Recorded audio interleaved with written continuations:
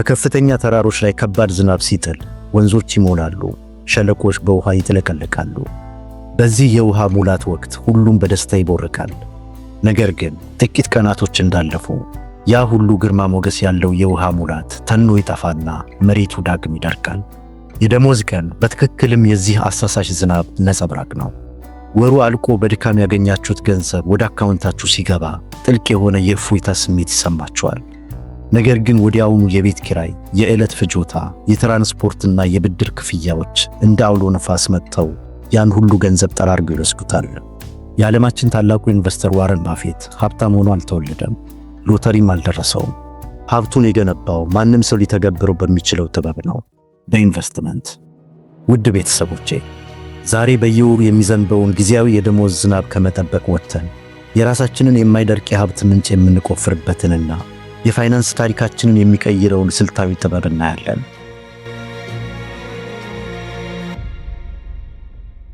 የፋይናንስ ግድባችንን በቅጽበት የሚያፈርሰው ትልቁ ማዕበል ያለምንም እቅድ በስሜት የምንፈጽመው ቅጽበታዊ ግብይት ነው። ሮበርት ኪዮሳኪ እንደሚያስገነዝበን አብዛኛው ሰው ገንዘቡን የውስጥ ባዶነቱን ለመሙላትና ማህበረሰቡ በሚያጨበጭብለት የውሸት የስኬት ማዕረግ ለመታጀብ ሲል በስሜት ያባክነዋል። በማህበረሰባችን ያለው እጅግ ከባዱ የይሉኝታ ሰንሰለት እንዲሁም በማህበራዊ ሚዲያ የምናየው የሌሎች ሰዎች የተንደላቀቀ ህይወት የሌለንን ነገር እንድንመኝና በስሜት ተገፋፍተን ያልታቀደ ግዢ እንድንፈጽም ይገፋፉናል። የድካም ፍሬያችንን በቅጽበት ውድ በሆኑ ነገር ግን ዋጋቸው ወዲያው በሚያሽቆለቁል ጊዜያዊ ዕቃዎች ላይ እናፈስዋለን። እውነተኛ ሀብት ግን በማይታይ ጸጥታ ውስጥ ስሜትን በከፍተኛ ጽናት በመቆጣጠር ውስጥ ነው የሚገነባው። የዓለማችን ታላቁ ኢንቨስተር ዋረን ባፌት ዛሬ የማያስፈልግህን ነገር በስሜት ከገዛህ ነገ የሚያስፈልግህን ነገር መሸጥህ አይቀሬ ነው በማለት የዚህን ልማድ አደገኛነት በጥልቀት ያስተምረናል። ስሜታዊ ግብይት ለደቂቃዎች የደስታ ማደንዘዣ ቢሰጥም ለረጅም ጊዜ ግን የጸጸት እስረኛ ያደርገናል። ስለዚህ ሀብት ማለት ለጊዜያዊ ስሜት የምናጠፋው ገንዘብ ሳይሆን የይሉኝታንና የቅጽበታዊ ፍላጎትን ጫና በስቶይክ ዲሲፕሊን ተቋቁመን ያዳነው ታላቅ ኃይል ነው። የስሜት ግዢን ማዕበልና የይሉኝታን ጫጫታ ማሸነፍ ከቻለን በኋላ የፋይናንስ ሉዓላዊነትን ለማረጋገጥ የሚጠብቀን ወሳኝ እርምጃ ያቺ የድካም ፍሬ ወደ እጃችን በገባችበት የመጀመሪያዋ ቅጽበት የምንወስነው ውሳኔ ነው። እኩል ላብ አፍስሰው እኩል ደሞዝ የሚያገኙ ሁለት ሰዎችን እናስብ። አንደኛው ወሩን ሙሉ ሲደክምበት የነበረውን የህይወት ጉልበቱ ልክ እጁ ላይ ሲገባ በመጀመሪያ ለዓለም ሁሉ ያከፋፍለዋል። ለሱቅ፣ ለባንክ፣ ለቤት ኪራይ እንዲሁም ለጊዜያዊ ስሜት ሻጮች የድካሙን ፍሬ በሙሉ አሳልፎ ይሰጣል። በመጨረሻም ከተረፈው ፍርፋሪ ላይ ለራሱ ህይወትና ለነገ ነፃነቱ ለማስቀመጥ ይሞክራል። መራሩ እውነታ ግን በዚህ የዘመናችን አዙሪት ውስጥ መቼም ቢሆን የሚተርፍ ገንዘብ አይኖርም። ይህ ሰው የገዛ ላቡን ለሌሎች አድሮ ራሱን ባዶ እጁን ያስቀራል። ሁለተኛው ግን ሮበርት ኪዮሳኪ ደጋግሞ የሚያስተምረውን መጀመሪያ ለራስህ ክፈል የሚለውን ጥብቅ ህግ ይከተላል። ይህ ሰው ገቢው ወደ እጁ እንደገባ የዓለምን ጥያቄ ወደ ጎን በመተው ማንኛውንም ወጪ ከማውጣቱ በፊት ለወደፊቱ የትውልድ ግዛት ግንባታ የሚሆነውን ካፒታል አስቀድሞ በዲሲፕሊን ያነሳል። ከ10 ዓመት በኋላ የመጀመሪያው ሰው አሁንም ለሌሎች ሲገብር የደሞዝ የዕድሜ ልክ እስረኛ ሆኖ ሲቀር፣ ሁለተኛው ግን የገዛ ጊዜውንና ምርጫውን ገዝቶ በነፃነት ይኖራል። ይህ መጀመሪያ ለራስ መክፈል የሚባለው ጽንሰ ሐሳብ ተራ የባንክ ቁጠባ አይደለም። ይህ የገዛ ራሳችሁን የወደፊት ማንነት የማክበር ለላባችሁ ትክክለኛውን ክብር የመስጠትና የዘመኑን ስሜታዊ አዙሪት በጽናት የማሸነፍ ታላቅ የነፃነት አዋጅ ነው። ይህ በብረት ዲሲፕሊን የተጠበቀው ካፒታል ዝም ብሎ ባንክ ቤት የሚተኛ የሞተ ወረቀት መሆን የለበትም።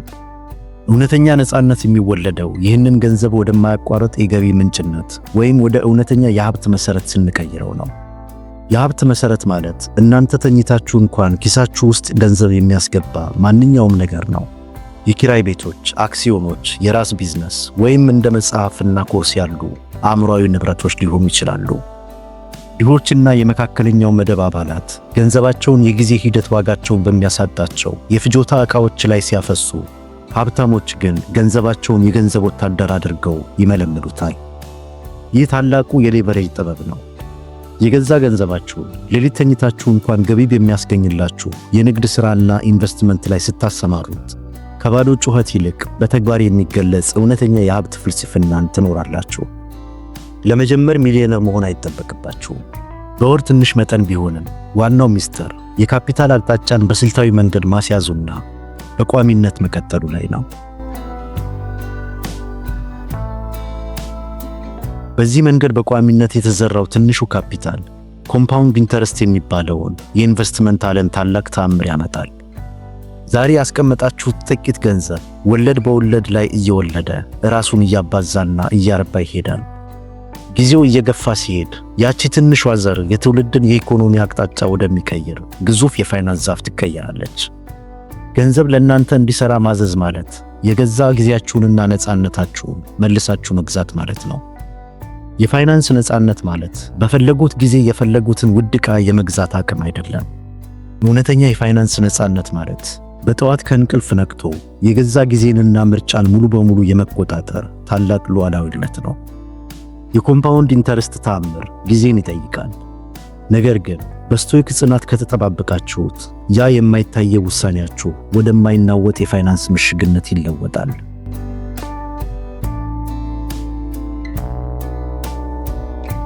እስከዚህ ደቂቃ ድረስ በትዕግስት የተጓዛችሁ የፋይናንስ ሕይወታችሁን በከፍተኛ ደረጃ ለመቀየር ዝግጁ የሆናችሁ ስልታዊ አእምሮዎች ናችሁ ማለት ነው።